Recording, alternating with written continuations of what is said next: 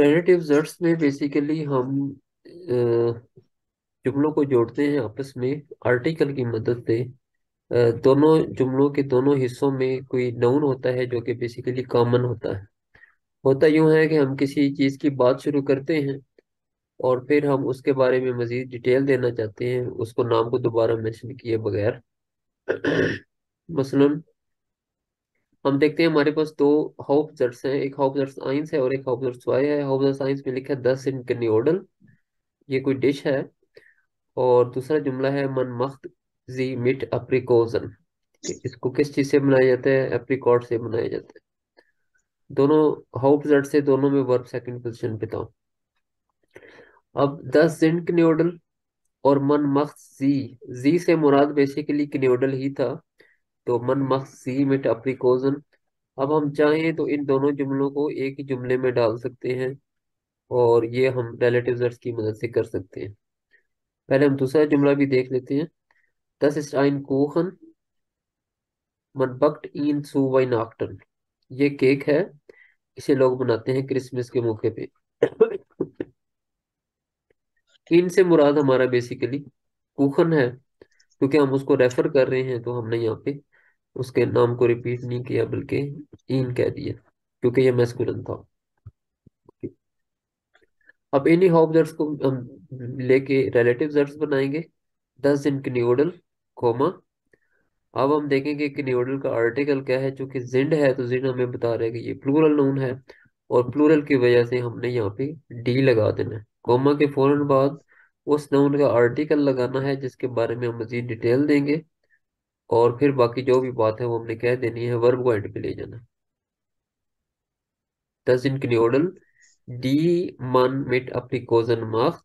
उर्दू में आप समझिए तो यूं है कि ये कन्योडल हैं जिन्हें लोग, ये जिसे लोग एप्रिकोजन से एप्रिकॉट से बनाते हैं। दूसरा सेंटेंस, दस इस्ट ein कुखन, ये एक केक है जिसे लोग क्रिसमस के मौके पे बनाते हैं। डेन, अब यहाँ पे डेन इसलिए हुआ कि जो दूसरा जुमला है वहां पे वो ऑब्जेक्ट था, ठीक है, क्योंकि केक को बेक किया जा रहा है। ऊपर देखिएगा इन लिखा है, इन भी बता रहा है कि ये ऑब्जेक्ट है। तो चूंकि कुखन जुमले के दूसरे हिस्से में ऑब्जेक्ट है, इसलिए हमने डेर को डेन में कन्वर्ट कर दिया। ये सामने टेबल भी मौजूद है। डेर जो है वो डेन में कन्वर्ट हो जाता है, दस दस ही रहता है। डी जो है फेमिनिन वाला वो डी ही रहता है, और प्लूरल वाला डी भी डी ही रहता है। यानी आपने किसी भी चीज के बारे में बात शुरू की, अगर जुमले के दूसरे हिस्से में वो सब्जेक्ट ही है, ऑब्जेक्ट नहीं है, तो फिर आप नोमिनेटिव वाला कॉलम यूज करें। अगर उस पे कोई एक्शन हो रहा है, वो ऑब्जेक्ट बन गया है, तो फिर आप अकुजाटिव वाला आर्टिकल यूज करेंगे। मजीद यहाँ पे हमारे पास मौजूद हैं एग्जांपल्स। और der Relisatz erklärt ein Nomen im Hauptsatz। Relisatz का काम क्या है? रिलेटिव वर्ड्स का ये एक्सप्लेन करता है एक नाउन को, और वो नाउन कहाँ होता है? वो मेन सेंटेंस में, मेन क्लॉज में, हाउसवर्ड्स में मौजूद होता है। उसी के बारे में एक्सप्लेन कर रहा होता है। ओके,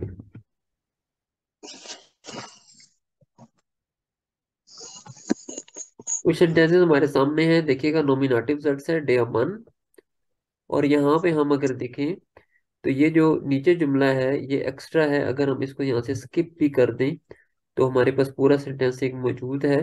डेमन बक्ट गैरन कुखन। डेमन बक्ट गैरन कुखन, के आदमी शौक से केक को बेक करता है। अब कौन सा आदमी? हम बजाय दो अलग अलग जुमले बनाने के, तो हम एक ऐसा जुमला बनाएंगे जिसमें हम कहेंगे कि वो आदमी जो कि हमारे साथ वाले घर में रहता है शौक से केक बनाता है। देखिएगा, der Mann, der in der Wohnung neben uns wohnt, backt gern Kuchen। ये इस तरह के जुमला है कि अगर हम जो इजाफी जुमला है इसको हम निकाल भी दें रिलेटिव वर्ड्स को, तो पहला अपनी तरह बकायदा उसी तरीके से है। कोमा के बाद वर्ब आ रहा है, क्योंकि सब्जेक्ट के बाद हमें वर्ब की जरूरत होती है सेकंड पोजीशन पे। अब ये मन यहाँ पे डेर क्यों रहा? अब ऑब्जेक्ट क्यों नहीं बना? क्योंकि यहाँ पे वो सब्जेक्ट ही है, वो वहां रहता है, ठीक है, उस पे कोई एक्शन नहीं हो रहा बल्कि वो रहता है। दूसरा जुमला देखते हैं, डियर कफे इज कॉल्ड। सिंपल सेंटेंस है, डियर कफे इज कॉल्ड, काफी ठंडी है। कौन सी काफी ठंडी है? डियर कफे डेन डियर केलना एबन gebracht hat, जिसको वेटर अभी अभी लाया है, इज कॉल्ड, वो काफी जिसको वेटर अभी अभी लेके आया है ठंडी है। यहाँ पे ये ऑब्जेक्ट क्यों बना? क्योंकि वो ऑब्जेक्ट है, उसको वेटर लेके आया है, तो वो सब्जेक्ट नहीं रहा, सब्जेक्ट हमारा खेलनर था। काफी ऑब्जेक्ट बन चुकी है, इसलिए हमने डेर की बजाय उसको डेन कह के बात की है। एक और सेंटेंस हमारे पास, ये पहले दोनों थे मैस्कुलिन नाउन लिया था हमने, एक नोमिनेटिव में एक अकुजेटिव में। अब हम न्यूट्रल नाउन लेंगे अकुजेटिव में और नोमिनेटिव में। दस रिसेप्ट ज़ुक़े इश jetzt। I am searching for a recipe, एक रेसिपी के लिए मैं ढूंढ रहा हूँ। दस रिसेप्ट दस फोन माइना ओमा इस्ट, जो कि मेरी ओमा की तरफ से है, ज़ुक़े इश jetzt। यहाँ पे जाइन वर्ब आया था, और जाइन जब आता है तो जो हमारा सब्जेक्ट है वो सब्जेक्ट ही रहता है, नोमिनेटिव रहता है। दस रिसेप्ट दस फोन माइना ओमा इस्ट ज़ुक़े इश jetzt।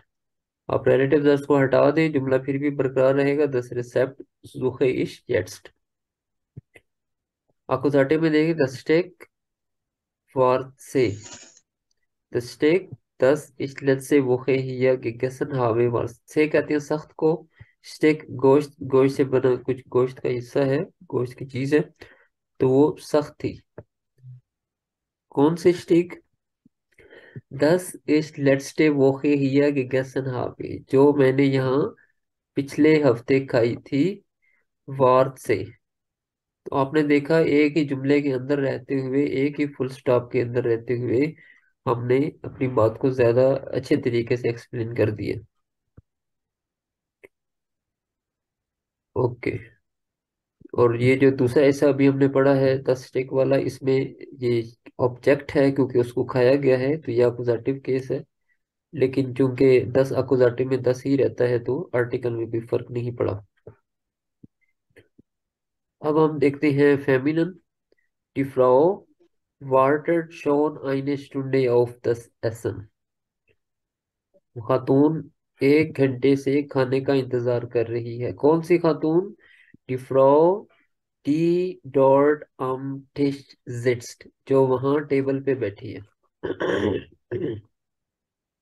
क्योंकि वो बैठी है, तो ये हमारा नोमिनेटिव है। और सेकंड हम देखते हैं, die Suppe war salzig। Soup नमकीन था, उसमें नमक ज्यादा था। कौन सा soup? Die Suppe die ich bestellt habe, जिसका मैंने ऑर्डर दिया था, war salzig। यहाँ पे ये ऑब्जेक्ट बन चुका है क्योंकि उस चीज का ऑर्डर दिया गया था। तो इसमें जो समझने वाली बात है वो ये है कि रिलेटिव जर्ड्स एक तो सिर्फ एक कोमा की मदद से बन सकता है, कि आपने किसी नाउन की बात शुरू की और फिर उसके बारे में मजीद डिटेल दे दी। इसके अलावा आप इस तरह भी बना सकते हैं कि आपने सिर्फ एक नाउन का जिक्र किया, उस नाउन के बारे में इंफॉर्मेशन दी, और फिर दो एक और कॉमा लगा के आपने जुमला बाकी बनाया, जैसे कि आमतौर पे आप बनाना चाह रहे थे। और प्लूरल के बारे में रूल है, प्लूरल नोमिनेटिव और अकुजेटिव sind immer die। डी मेना, डी किंडर, डी फ्राउमन। जो नोमिनेटिव हो या अकुजेटिव हो, प्लूरल अगर हमारा नाउन है ही प्लूरल, तो हमने डी यूज करना है और उसके बारे में मजीद इंफॉर्मेशन हमने देनी है।